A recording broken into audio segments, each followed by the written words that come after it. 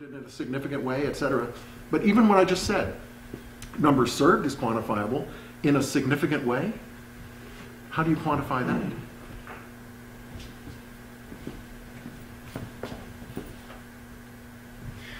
I'd like the sort of a prompting question for your thinking about assessment, and when you go home and when you practice it and you're with your staff and your board and your colleagues, your people you serve, to say, what does it look like to measure what matters?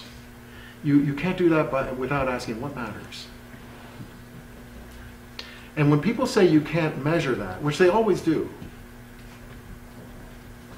you can say, if you can describe it, you can measure it. Now let me just give you an example of some worthy goals that are hard to quantify. And when you say ANN, do you say ANN like an acronym? Your own network here? Mm-hmm. ANN's goals include building pride of place for residents.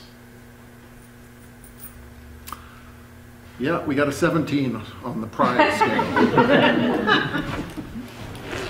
Encouraging the investment of mind, heart, and resources by residents. Now, I can imagine measuring investment of resources. How do we measure investment of mind and heart?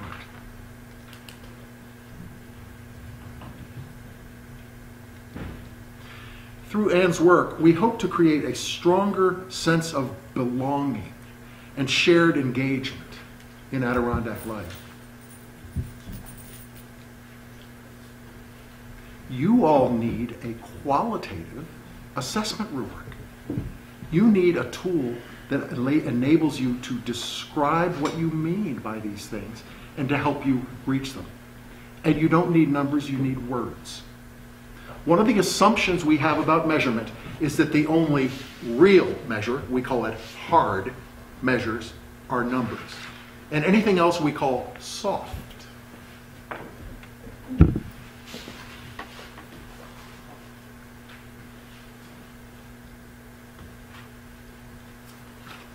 Why are we so afraid of the word soft when applied to a measurement? It's an adjective you want to avoid if you're a politician talking about crime or a Marine doing anything. But I don't think it is necessarily a bad quality for a measurement. Much that we care about, feelings of belonging, pride in citizenship, confidence in the future, a general sense of well-being, requires soft measurements. The real question is whether these measures can help us achieve what we care about.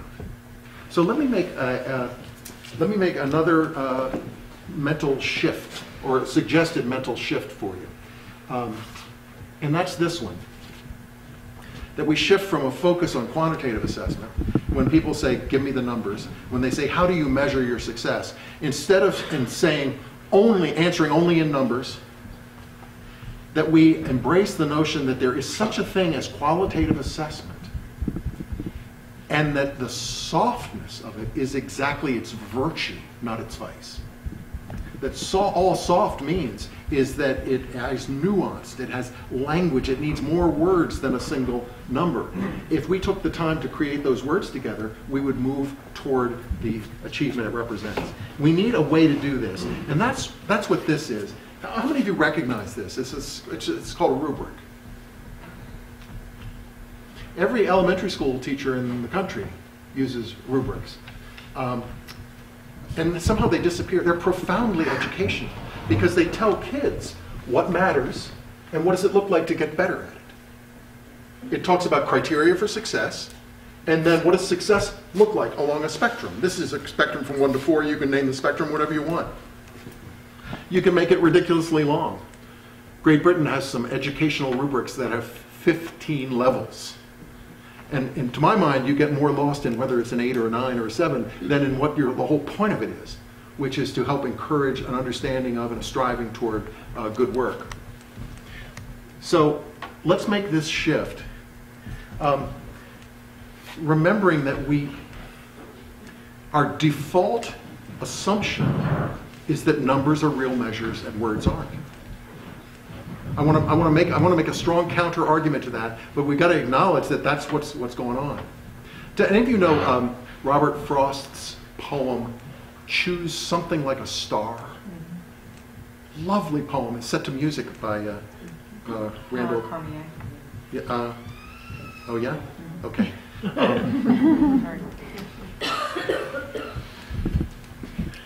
The poem has a speaker out looking at a star in the middle of the night. It's a beautiful star, and sort of saying, you know, that you're cool, you're really cool. I admire you up there, but don't be so quiet. Tell me something. And the speaker of the poem says, say something. Say something that when alone I can repeat. Talk Fahrenheit. Talk centigrade. Use language we can comprehend. Tell us what elements you blend.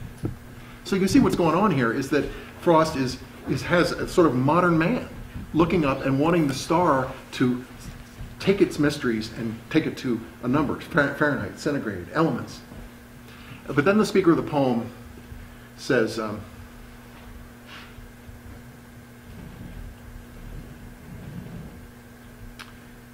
it gives us strangely little aid, but does tell something in the end. And steadfast as Keats' eremite, eremite is a hermit in a Keats poem, and steadfast as Keats' eremite, not even stooping from its sphere, it asks a little of us here. It asks of us a certain height.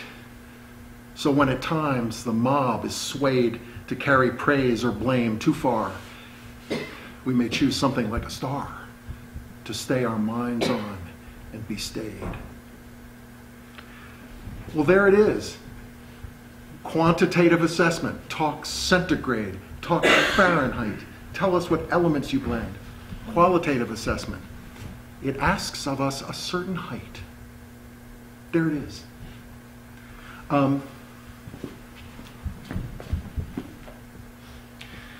Let's first two. Who could tell me the first two mental shifts that I'm advocating? Number one was from what to what? From summative to formative. Number two was from quantitative to qualitative. Thank you. You all are great. Here's the thing. By the way, I'm not saying never do quantitative assessment. Quantitative assessment can be really helpful. It's just not the only assessment you can do. It's amazing if you embrace qualitative assessment. It sends you back to quantitative assessment with an open mind and no resentment. Because right now, a lot of us resent quantitative assessment because the metrics are coming from somewhere else. And when you have multiple funders with multiple metrics systems, you're spinning around. And you're going, where's the burden? That's the only sane response to this. So thank you. Here comes a third shift. And it has to do with time. And some of you, I'm going to go back and make another literary reference. Do you remember the book Brave New World? Huxley's dystopian novel. And there's a scene at the end of one of the chapters of Brave New World where the protagonist, who's called the Savage, undergoes a mock crucifixion. It's like a manhood ritual, and he faints and slumps to the ground at the end of the chapter. And Huxley writes, he had discovered time and death and God.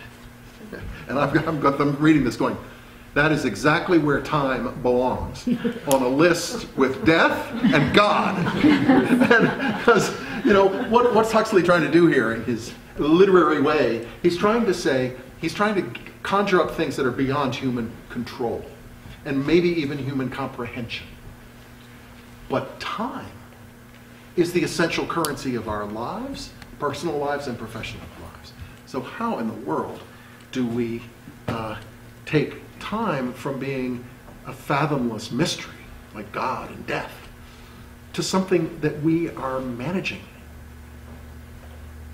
Well, I go back to this, by the way, I hope you see the metaphor of the file folder here. I'm trying to carry that through, is that these are various files, folders that I want to put in your drawer or check that they're there. And here's one that just has the Covey matrix on it. And this is from Stephen Covey's book, a generation and a half ago, The 7 Habits of Highly Effective People, where Huxley, it's very simple and yet very profound to say things are